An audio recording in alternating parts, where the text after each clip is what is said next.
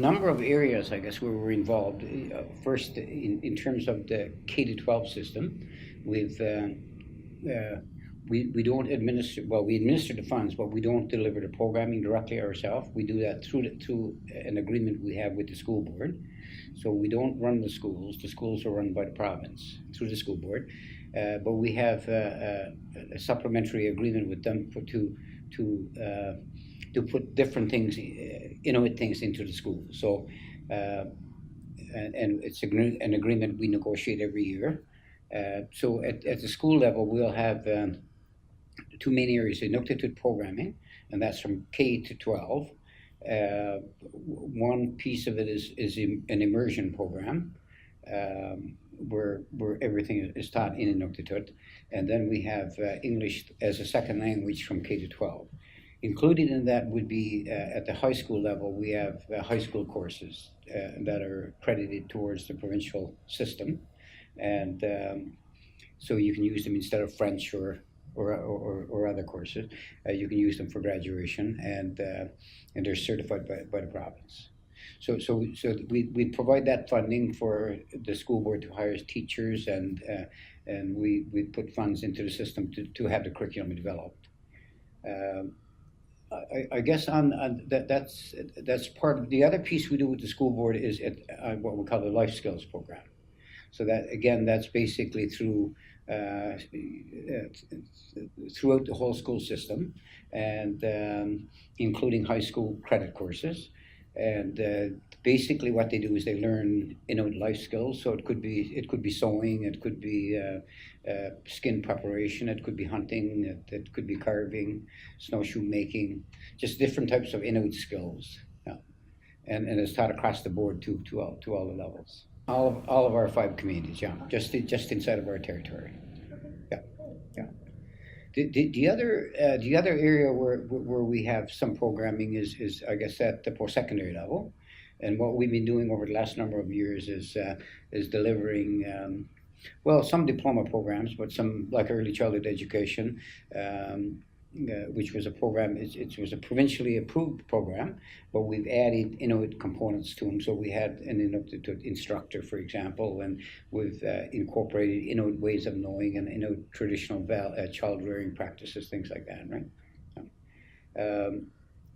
Also at the degree level, we've delivered now through the university and the college. We've delivered 2 social work degree programs, again geared specifically towards Inuit, incorporating Inuit content, the Inuit ways of knowing. 2 for social work, 1 for nursing, and we're now doing what we call our IBED program, which is our Inuit Bachelor of Education program. And in that one as well, we've infused an Inuktitut, some Inuktitut language instruction as well. Partnership with Memorial University and the College of North Atlantic. Yeah. Usually the first part of it is sometimes we have to do upgrading up front. So we would do that in conjunction with the college.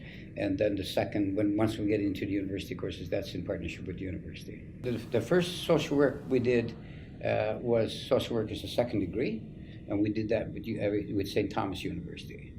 And then we did the Inuit Bachelor of Social Work program. That was the 4-year program. We did that with Memorial University. All the trainees, all the students are beneficiaries of our territory, and the idea is to train our own people to work in our own communities with their own knowledge.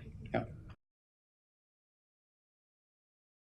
I guess to me, Indigenous education is something that starts at childbirth and carries on through till a person leaves this earth, and it's the knowledge that you have, and but it's your own knowledge and your own ways of placing value on things, and also the way you pass that knowledge on. So it's just your own way of knowing, and your own information, and passing it on to your children or to your people. So it doesn't have, I don't think in terms of a K-12 system or a university. It's a lifelong learning process, and knowing who you are, what you're about, what the values are of your system, and then having a system in place that would teach it in a way that would understand it.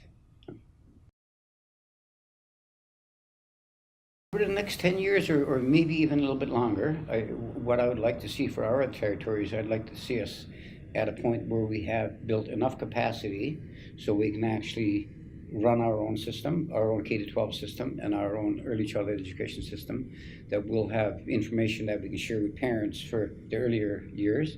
And I guess at the post-secondary level, I don't know if we'll have our own university. I'm hoping that at the national level we may have an Inuit university that we could share among the regions. We're not a large enough group, I don't think, to have one in every region. But the other piece I'd like to see is more programs at the college and university level that incorporates Inuit traditional knowledge and Inuit ways of knowing. And we're gradually getting there with that. It's taking some time. The more every time we deliver a program, the information is there and we can do it again. So as I say, we've done early childhood education, we've done natural resource development, we've done nursing, social work, and education. And the next one may be business administration. A little bit more challenging on business administration to infuse Inuit knowledge, but we will put it in there. It's the way people understand things. And having Inuit know, part of it is knowing more about who you are and yourself. So those pieces we can put in. I guess when it comes to developing a good business plan, there's not much you can infuse in that type of process, but wherever we can infuse in Inuit ways of knowing, we'll certainly do that.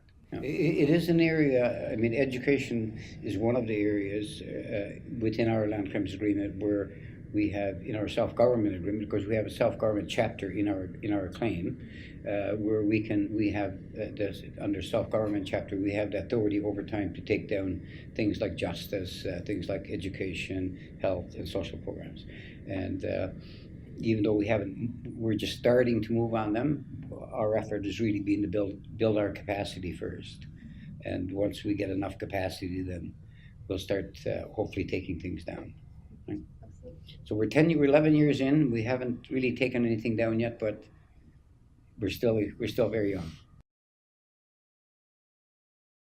I think the human resource capacity is one component of it.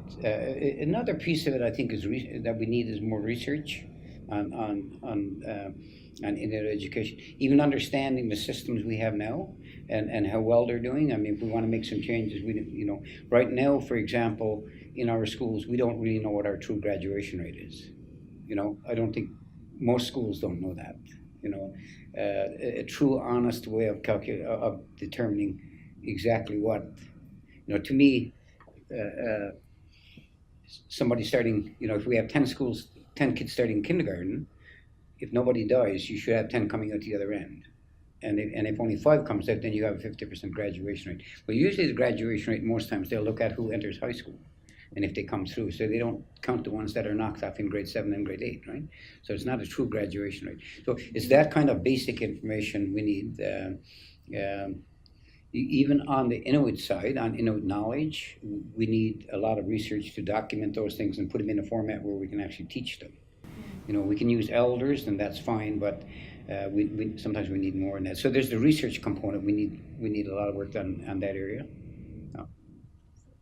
So there's those tools we need, and I think that will come through better partnerships, I think, with the colleges and the universities and institutions, research institutions. The only thing I would say is that the last number of years we've been getting more collaboration among the Inuit regions and with First Nations, and I think there's a lot of value to that collaboration, because I think we've been the internet has brought us a lot close together. It makes it easier for us to share information. But for many years, I think we were all doing good work in our regions, but we kept it to ourselves. We didn't have a good way of sharing. So I think with the new communications tools like the internet, we can share more, and I think that's a big advantage for us. Yeah. what has led to some success was some of our work at the secondary level of getting more people up through high school graduation. And then I think once we get them to high school, then we have a fairly good program for supporting students, our post-secondary student support program. It's a program that we've taken down from Indian Northern Affairs, so we administer it ourselves, compared to most Inuit regions don't actually administer their own student support program. So we administer our own. I think the fact that we're doing it ourselves, I think has made a big difference. We have quite a number of graduates that get through the program. Our success rate is quite high. And I think it has something to do with the fact that we're administering it ourselves. So we can understand the students and what they're going through and what their needs are. So I think that's an area we've done fairly well. I'll just mention one other little project we have that we're just rolling out now into the school system, and that's the Inuit History and Culture course. So it's a history and culture course that specifically that we've researched, we've developed ourselves, and it's a course where the kids can learn more about themselves, and it's a high school credit course for the grade 10, a level 2 high school credit course. That's one we're doing now. We're excited about.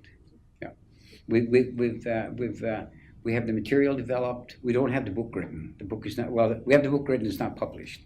So hopefully within several months it'll be published. And we think that when we can roll it in our schools, but we think there's value to sharing it with other schools, with non-Inuit schools and across the province, so that other people can learn more about us and understand us better.